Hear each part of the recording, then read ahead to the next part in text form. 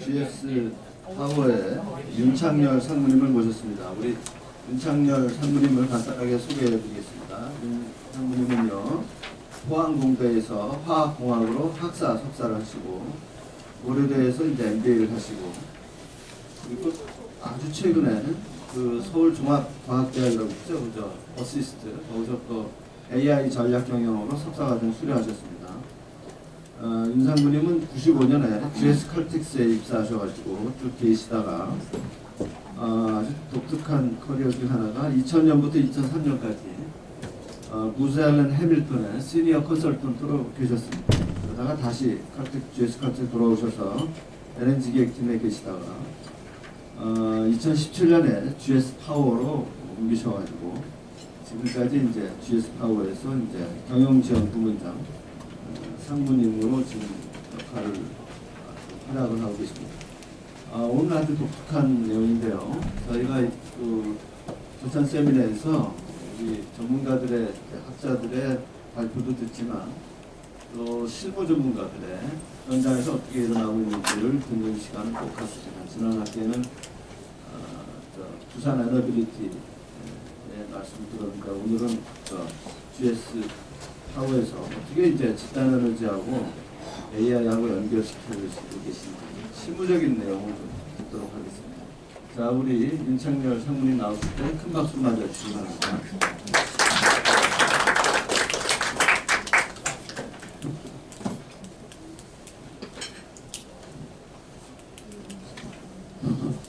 네, 감사합니다. 이런 자리에서 제가 발표를 하게 돼서 되게 영광이고요. 또 여기 학생들 계시는데 제가 또 HR 담당 임원이기도 합니다. 나중에 취업에 대해서 궁금하신 점 있으면 언제든지 저한테 연락을 해주시면 제가 성심껏 도와드리도록 하겠습니다. 제가 오늘 발표를 할 내용은 이제 집단에너지, GS파워가 집단에너지 산업을 하고 있는데 AI 관련해서 어떻게 하고 있는지를 설명을 드릴 건데요. 사실은 너무 빨리 변하고 있습니다. 그래서 제가 지금 이번 학기에 그 카이스트 CAIO 과정을 듣고 있고요. 목요일날 밤에, 어제 밤에 듣고 오늘 아침에 거의 논문하고 어제 3교시를 못하고 왔습니다. 어제 오신 분이 두 번째로 강의하셨던 카이스트 교수님이 생성형 AI 보안에 대해서 강의를 하셨는데 놀란 게 아주 근엄한 표정의 한 분이 옆에 딱 오시더니 이 강의는 절대로 녹음을 하시거나 녹화를 하시면 안 됩니다. 국정원 직원입니다. 그래서 그 교수님이 국정원 소속이라서 절대 녹음을 하면 안 됩니다. 라고 하시고 그분이 하셨던 얘기 중에 재밌는 에피소드가 있어서 하나 공유를 드리면 그분이 아는 지인 중에 이제 여러 가지 직업을 하시고 투자도 하시고 해서 소득이 많으신 분이었고요. 돈이 많이 벌리니까 세무사를 통해 가지고 이제 세금 절세를 하는데 챗GPT한테 자기의 소득 수준을 딱 이렇게 엑셀로 쫙 정리를 해가지고 쫙 돌렸답니다.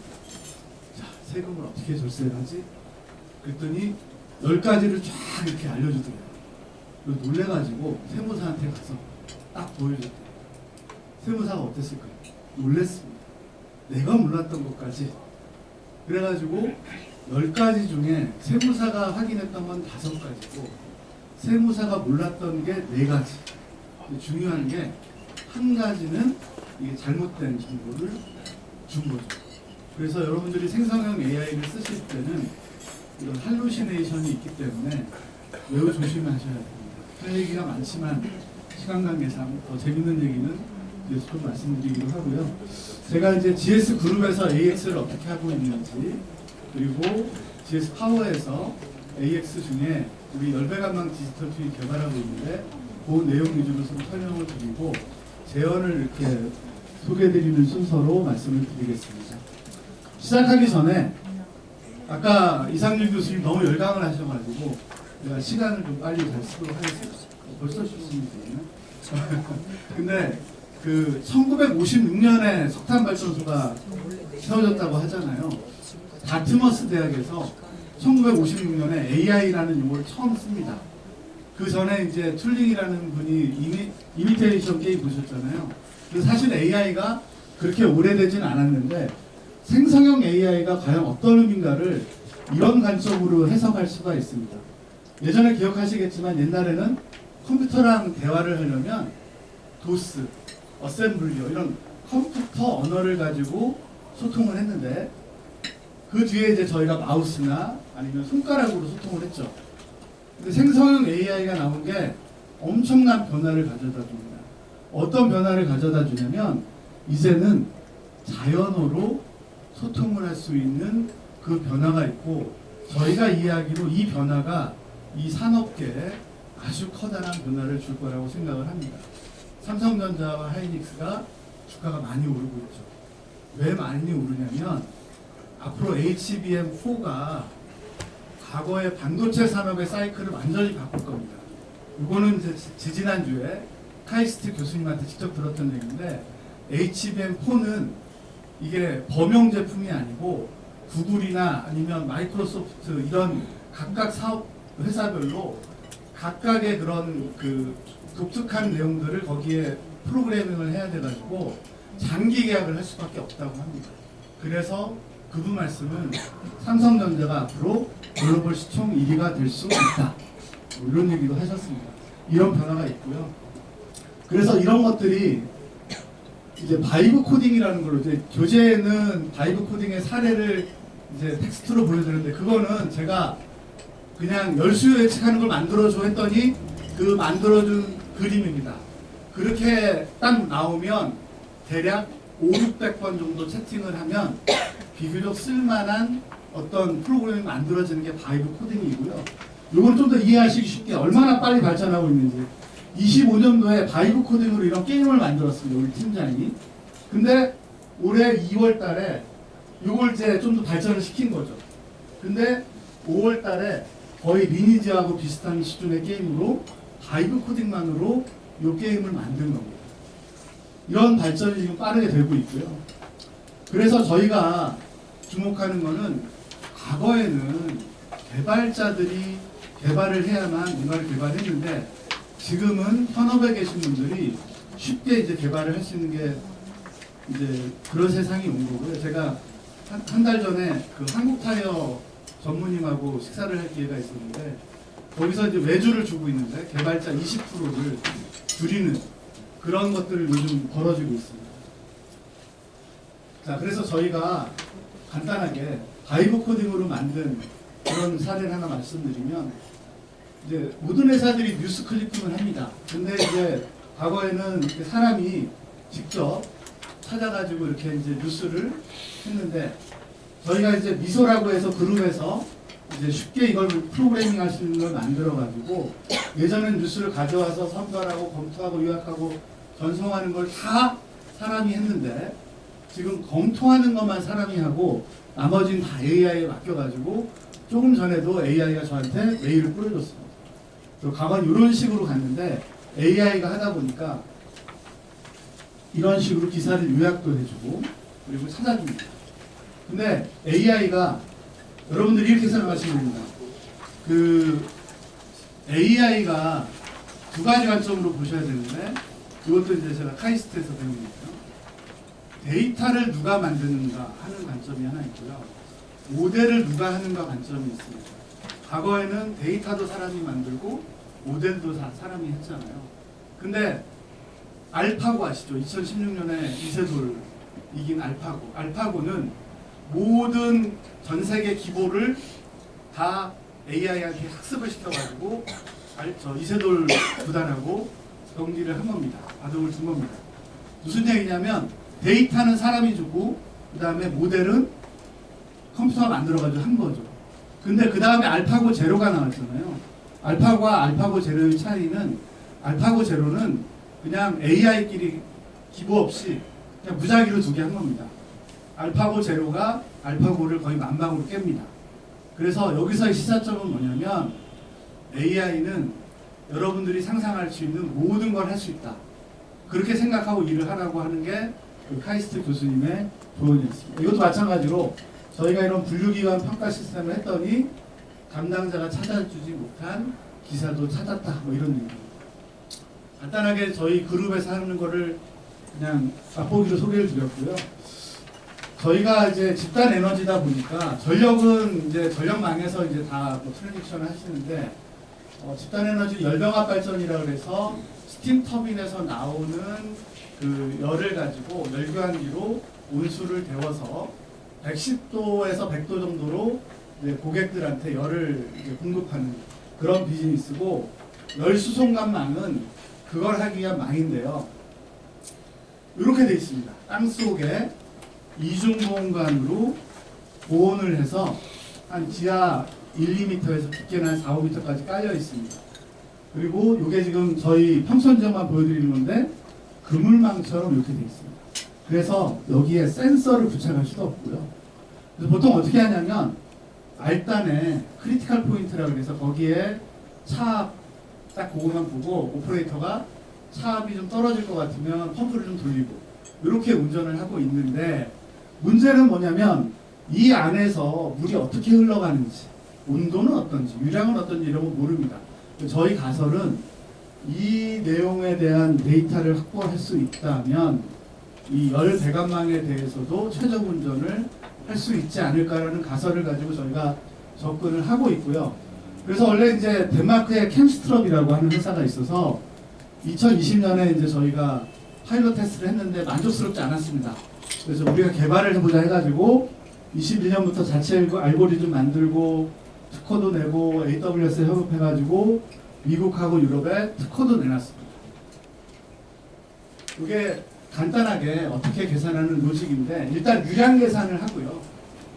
질량 보존의 법칙 계산, 압력 계산을 하고 이동시간 계산을 합니다. 그리고 나서 온도 계산을 하고요. 요 두 개는 많이 하고 있는 그 회사들이 있는데, 요게 아직 저희도 지금 완벽하게 구현을 못하고 있는데 요거를 저희가 이제 특허를 내놨습니다. 제가 엊그제 핀란드 발메스하고 미팅을 했는데, 그쪽은 이제 이런 개념은 아니고 다른 방식으로 이걸 이제 제어하는 거에 대해서 이제 얘기를 하는데, 거기도 그분이 이제 폴란드 사람이었는데 무슨 얘기를 하냐면, 그 딜레이가 있는 어떤 제품에 대해서 자동화를 하는 게 가장 어렵다. 무슨 얘기냐면, 전기는 순간 이동을 하는데 압력은 거의 음속으로 갑니다. 근데 열은 물이 흘러가야 되잖아요. 딜레이가 있는 거죠. 근데 그 회사는 어떻게 하나 봤더니 그냥 그 인피리컬 데이터로 커브를 만들어 놓은 그래프가 있고 그걸로 에스티메이션 한다고 그러더라고요. 저희는 이동 시간을 계산할 수 있습니다. 그래서 저희는 이제 그 얘기를 아직 안 했는데, 그래서 저희가 만들면 그 회사보다 훨씬 나은 걸 만들 수 있다고 생각을 하고요. 그래서 지금 그걸 통해서 최적 열병화망 설계를 한다든가 아니면 실시간으로 모니터링을 한다든가, 또는 지금 열배관망 사고 많이 나잖아요. 이런 것들을 저희가 건전성 평가를 통계적 기반으로 하고 있는데 데이터 기반으로 하는 것도 고민을 하고 있고, 열수일측 AI 에이전트 만드는데 하나 사례를 좀 공유를 드리면, 저희가 좀 고민하고 있는 게 데이터 센터로부터 열을 어떻게 하면 회수할까 이런 고민을 하고 있습니다. 안양에 8개 데이터 센터가 운영 또는 건설 중에 있고요.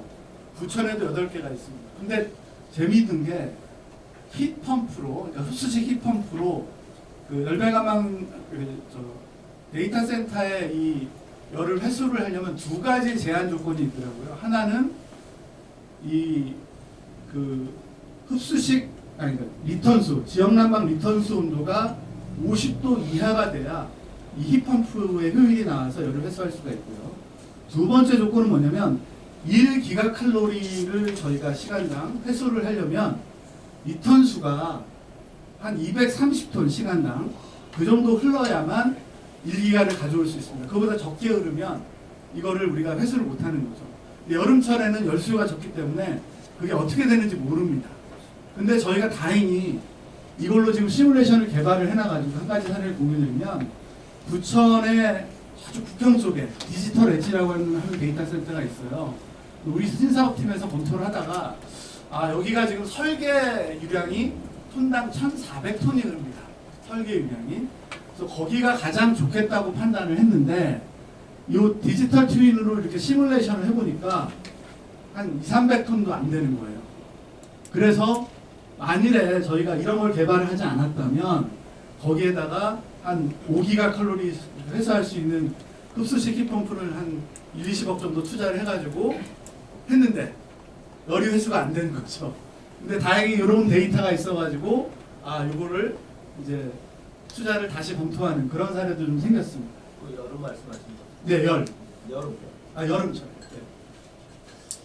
요거는 뭐냐면 저희 이제 산업계 지역 난방에 보면 이 플로라라고 해서 이게 핀란드의 코마텍사가 개발한 열배관만 해석하는 프로그램. 그래서 요거는 이 회사가 망했나 봐요. 이거 인수가 돼가지고 더 이상 서비스를 안 합니다. 그러다 보니까 근데 저희는 이제 이걸 쓰고 있는데 지금 뭐 USB 하나 꽂아놓고 좀 불안불안하게 하고 있는데 아무튼 뭐 불편하고 실시간으로 이렇게 분석이 불가능합니다. 근데 저희가 지금 만든 걸로 올해 이제 8월이면 이제 상업화가 될 것 같은데 거의 개발이 완료돼가지고요. 지금 그 플로라를 대체하는 걸 저희가 개발을 하면 실제 데이터를 가지고 이제 저희가 분석을 할 수 있기 때문에 훨씬 더 효율적으로 운영을 할 수 있을 것 같습니다. 여기서 중요한 게 특히 학생들 이제 나중에 취업을 하실 텐데 도메인 지식을 확보하는 게 매우 중요합니다. AI에서. 그래서 AI에 대해서 관심을 가지시고 공부도 하지만 도메인 지식을 가질 수 있는 그런 잡을 찾으시는 게 도움이 되지 않을까 생각을 하고요. 이건 뭐냐면 저희가 또 그 사이에 용접을 합니다. 배관 연결을 해야 되니까. 근데 이제 유관 검사도 하고 비파괴 검사를 하는데 유관 검사를 하다 보면 사람마다 이게 달라지잖아요. 그래서 사진을 찍어가지고 AI가 요거를 잘 됐는지 잘 안 된 곳이 있으면 이게 찾아주는 그런 것도 좀 하고 있고요. 요거는 열화상 카메라로 이제 저희가 그 이렇게 누수가 되면 저렇게 열이 새가지고 이제 온도가 올라가거든요. 지금 사람이 하고 있는데 요거를 AI가 도와주는 것도 개발을 하고 있습니다. 자, 이제 마지막으로 저희가 상상하는 AX의 미래입니다. 잠깐 여러분들의 상식을 도와드리기 위해서 제가 배웠던 걸 조금만 공유를 드리도록 하겠습니다. 자, 2022년 11월 30일은 AI를 하는 사람들 입장에서는 더 데이입니다. 왜 더 데이냐? 챗GPT가 상업화된 날이 11월 30일이고 GPT가 뭐의 약자죠? Generative Pre-trained Transformer. 그래서 AI는 트랜스포머 이전과 이후로 나뉩니다. 그래서 이것도 이제 교수님이 하신 말씀인데 트랜스포머 이전에 했던 것들은 이제 다 소용이 없습니다.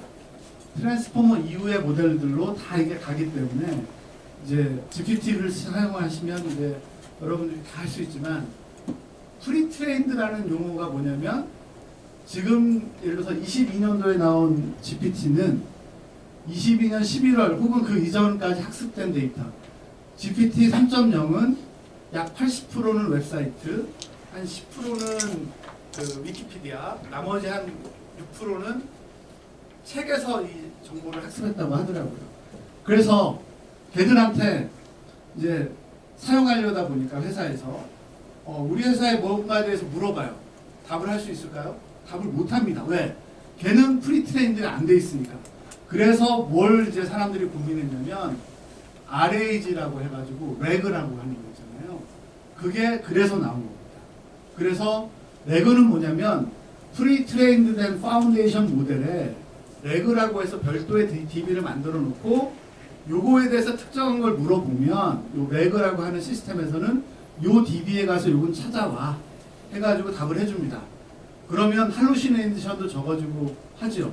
그래서 이제 래그라는 게 만들어졌고. 근데 또 이제 하다 보니까 오늘 날씨 어때? 라고 물어보잖아요. 오늘 날씨 알까요? 모를까요? 모릅니다. 왜? 프리트레인드 되어 있기 때문에 오늘 건 모릅니다. 그러면 어떻게 해야 됩니까? API 호출을 해가지고 날씨를 알 수 있는 기상청에가 가가지고 날씨를 긁어와야 되잖아요. 요런 걸 하는 게 뭐냐면 AI 에이전트입니다. 그래서 AI 에이전트가 왜 생겼냐면 이런 걸 하기 위해서 특별한 기능을 하기 위해서 특정 사이트에 그러니까 도구죠.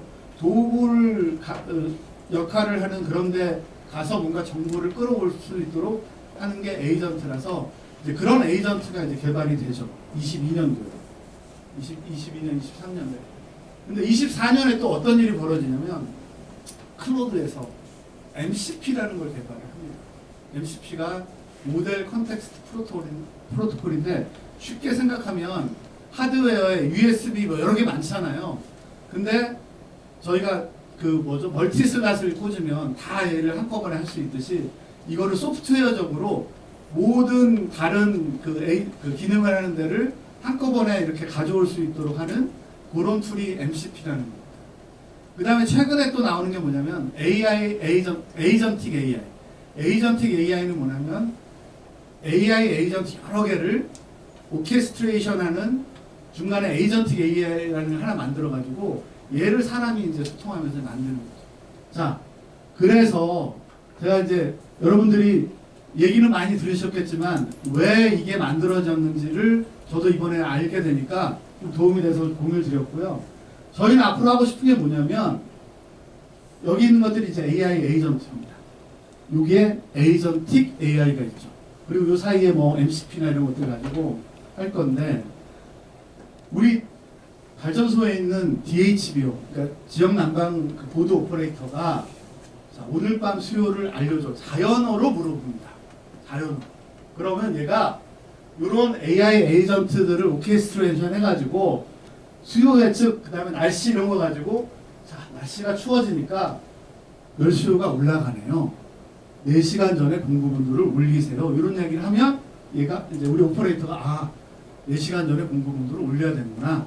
이렇게 운전을 하는 모습이 저희가 그리는 이 집단에너지 AX의 비전이라고 할까요? 그런 모습입니다. 그래서 이런 모습을 저희가 구현할 건데 생각보다 시간이 오래 걸리더라고요. 그래서 한 2, 3년 정도 더 있다가 이게 나올 것 같고요. 여기까지가 이제 저희가 하고 있는 모습을 간단히 설명을 드리고 제어는 그냥 뒤에 읽어보시면 되니까 우리나라에 아직 집단에너지 관련된 표준이 하나도 없습니다. 그래서 표준을 만들어야 된다는 생각을 가지고 있고 열에너지 혁신 전략과 함께 맞물려가지고 이런 것들 좀 해야 된다고 생각을 하고 있고 요거는 조은정 교수님이 얘기하신 건데 그 AI도 데이터가 매우 중요합니다. 그래서 이런 데이터 스페이스를 만드는 게 중요할 거고요. 그 다음에 제가 또 그 리더십 프로그램 저희가 또 자체 개발해가지고 돌리고도 있거든요. 그 외에 다른 것들 많이 합니다. 그래서 혹시 뭐 그 다른 회사들이나 이런 곳들에서 이런 것들 뭐 궁금하시거나 하면 저희한테 알려주시면 저희가 적극 도와드리고 하나 더 홍보를 드리면 뉴스에 그 GS 파워 AI 안전성 평가라고 치시면 기사가 많이 뜰 겁니다. 저희가 해커톤에서 개발한 거를 24년에 고용노동부하고 해가지고 작년에 고용노동부 장관상을 수상을 했고요. 올해 저희가 무상으로 중소기업에 배포를 하기 시작을 했습니다. 5월달부터. 네네. 그래가지고 그거는 지금 200여 개 회사가 관심을 보여가지고 협업을 하고 있습니다. 마지막으로 요건데요. 요건 제가 찍은 사진입니다. 작년에 우리 이훈호 부회장님하고 손양훈 교수님하고 유럽을 갔다가 제가 프라하 공항 가는 길에 점심을 먹으려고 여기 딱 갔는데 이분은 이제 손님이고 여기 이분은 웨이트리스예요. 점심 좀 주세요. 그랬더니 못 준대. 왜요? 그랬더니 정전이 나가지고 우리 학생들 중에 정전 경험해 오신 분 있어요? 있네. 옛날에 제가 어릴 때는 정전이 우리나라도 많았는데 지금은 거의 정전이 없지 않습니까? 제일 황당한 게 뭔지 아십니까? 내비게이션이 아니에요. 왜냐면 정전이 되니까 통신이 끊어요. 그래서 밥도 못 먹고 맥주 한 잔만 했습니다. 근데 이제 여담이긴 하지만 그 AI 데이터 센터 등이 중요한데 아까 뭐 석탄 발전 많이 말씀하셨는데 저희 민간이 다 합쳐가지고 안정적인 국가 전력 공급 시스템을 만드는 게 매우 중요하다. 제가 외람되지만 그 말씀을 마지막 제언으로 하고 발표를 마치겠습니다. 네, 감사합니다. 훌륭한 발표를 하신 줄 알았더라도 기업에서 오신 분들은 오늘 나가실 때 한 5천만 원씩 주고 나가셔야 이렇게 좋은 정보 경쟁자한테 이렇게 알려주신다는 건 굉장히 좋을 것 같아요. 자, 질문을 좀 받겠는데요. 제가 먼저 드릴게요. 아까 그 용접 사진 재밌는데 제가 알고 있는 어떤 이제 AI 쪽 개발자가 있거든요. 그분이 뭐 하냐면 표면광. 표면에서 이렇게 하면은 이게 뭐 적외선이든지 자외선 광이 나와요. 그걸 해석을 AI로 시키면은 상태를 알 수 있고. 예를 들어서 어떤 식이냐면요. 녹조가 진행되기 전에라도 이게 광이 나오는 걸 보고 녹조가 될지를 알아맞힐 수가 있고, 고추 있잖아요, 고추. 고추를 실제로 안 잘라 보더라도 광을 보면서 캡사이신 농도를 알 수가 있죠. 표면광으로 이런 거 볼 수 있나요? 제가 그쪽은 잘 몰라서 정확히 답은 못 드리겠지만 그 저희가 사진을 찍어가지고 AI에 넣으면 이제 어떤 것까지 저희가 지금 개발이 되어 있냐면 용접된 곳을 쭉 얘가 스캔을 하면서 보면서 이제 얘는 몇 퍼센트 지금 좋은 상태다. 그 다음에 몇 퍼센트로 여기 디펙트가 있다. 이런 건 봐야 된다. 그런 것까지는 얘가 지금 확인을 해줍니다. 그래서 지금 거기까지는 되는데 교수님 말씀하신 그거를 여기에 적용할 수 있는지는 좀 저도 좀 더 공부를 해봐야 될 것 같습니다. 두 번째 질문은 이게 데이터를 수집하시려면은 네.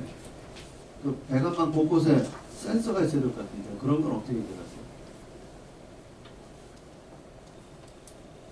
저희가 가지고 있는 데이터는 여론의 온도, 유량, 압력 데이터가 있습니다. 그 다음에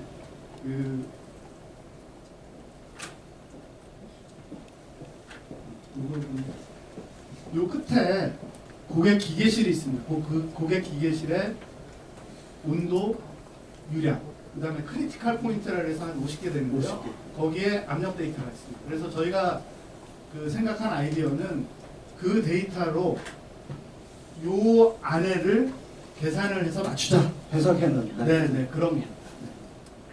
그럼 유량 계산할 때 뭐 저 유체역학 이런 것도 다 들어가요. 그렇죠. 그런 거 하는데 쉽습니다. 여기에 유량을 계산을 하려면 요 두 개 유량 더하면 여기 나오잖아요. 그런 식으로 계산을 합니다. 근데 이게 간단해 보이지만 그 보시다시피 이렇게 복잡하게 돼 있는데 이거를 맞춘다는 게 그렇게 쉬운 일은 아니고 지금 유량에 대해서는 압력에 대해서는 거의 에러 아직 거의 없이 맞추고 있습니다. 자, 학생들 베를리 정리 공부 많이 해주시기 바랍니다. 자, 또 질문 받겠습니다. 예, 박 변호사님. 좋은 발표 잘 들었습니다. 두 가지 정도 질문드리고 싶은데 안전 문제 관련해서 맞춰보면 이게 지금 안전 문제 같은 경우는 제가 조금 잘 모릅니다만 사실은 그 사고가 나는 게 문제고 사고가 났을 때 이제 사실은 아시다시피 테일 리스크 꼬리 위험이라는 게 있지 않습니까? 습관적으로 잘 안 생길 거라고 생각하는데 생각보다 많이 발생하는 위험인데 사실 이렇게 데이터가 충분히 측정이 안 된 상태에서 사고 사례를 보니까 과연 이제 그 부분에서 운전을 할 수 있느냐 그런 문제가 좀 제기가 되고 있더라고요. 그런 부분에 대해서는 어떻게 좀 대응하고 계신지. 두 번째 이제 지금 공진의 기본법에 보면 이제 이게 이제 에너지 부분이 사실 에너지 공급이라는 게 이것도 포함되고 생각하는데 고용량 인공지능도 돼 있고 고용량 인공지능 사업자는 이제 여러 가지 의무를 하게 돼 있죠. 위험 관리 감수라고 뭐 연관되는 문제 이런 부분에 대해서 어떻게 좀 대응하고 계신지. 첫 번째 질문을 제가 이해하는 게 맞다면 사고라고 하는 거는 자주 일어나지 않고 아주 가끔 일어나는데 그런 부분들을 어떻게 방지할 수 있는가. 그 부분에 대한 인공지능 중에서 안전까지 이제 여기 보면 안전까지 확보가 돼야 되는 거지 않습니까?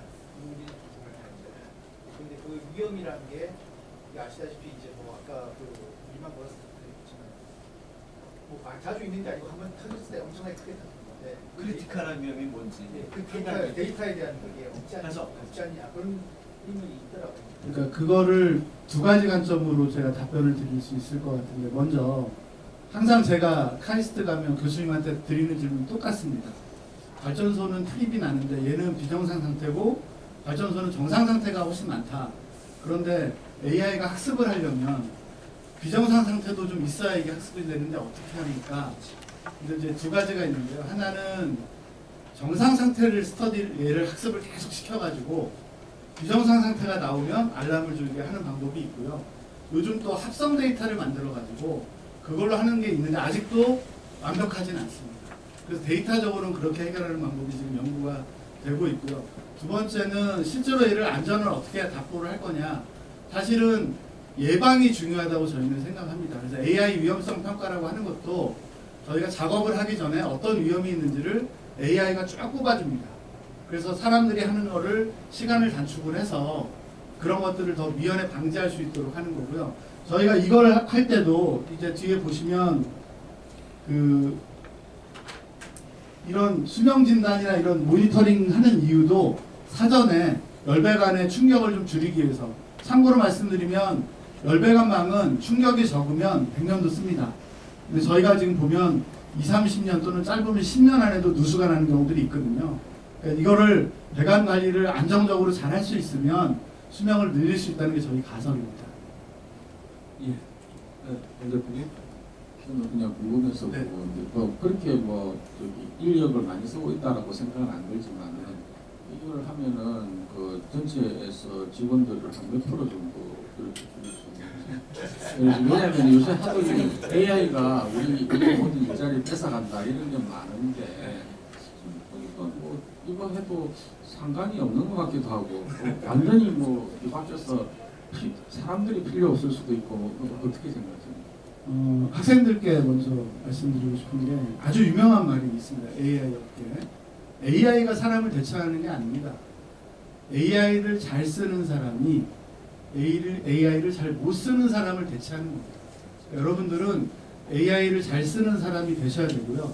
저희가 AI를 이렇게 하는 이유는 사람을 줄일 수도 있지만 그게 꼭 목적은 아니고요. 그리고 이 효율화를 하려고 노력은 하고 있습니다. 그래서 그 부분은 어제 제가 얘기 들어보니까 어떤 분은 한 20%를 줄여가지고 상무에서 부사장이 되신 분도 있다고 하는데 저는 그렇게 하고 싶지 않습니다. 예. 또 질문이.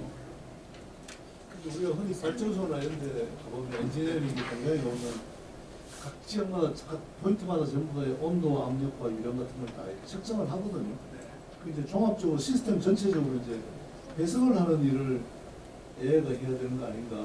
이미 우리가 그런 어떤 이 발전소에서 모니터링 중에 가보면 각 포인트에 다 측정은 되고 있거든요. 이게 이 변화가 어떤 사인인가, 아니면 이게 오가나이즈가 봤을 때 어떻게 하는 게 지금 옳은 판단인가, 이런 걸 하는 게 AI 역할이 되어야 되지 않을까. 교수님 말씀이 맞고요. 근데 저희가 이제 발전소는 이미 GE나 지멘스나 이런 회사들이 그런 시스템을 자동화나 뭐 이런 거 최적화를 많이 했어요. 근데 저희가 집중한 거는 이쪽은 전혀 그런 게 없습니다. 그리고 네, 디지털 트랜스포메이션이라고 하는 거를 이제 뭐 BCG나 맥킨지 이렇게 보고서를 보면 산업별로 얼마나 빨리 대응하는지 보는데 전력 산업이 가장 늦게 대응되는 영역입니다. 왜냐하면 안전도 되게 중요하고 하기 때문에. 근데 제가 보니까 집단 에너지는 전력보다도 훨씬 더 뒤에, 특히 열적으로 그렇게 돼 있기 때문에 저희가 이걸 고민을 하고 있는 거예요.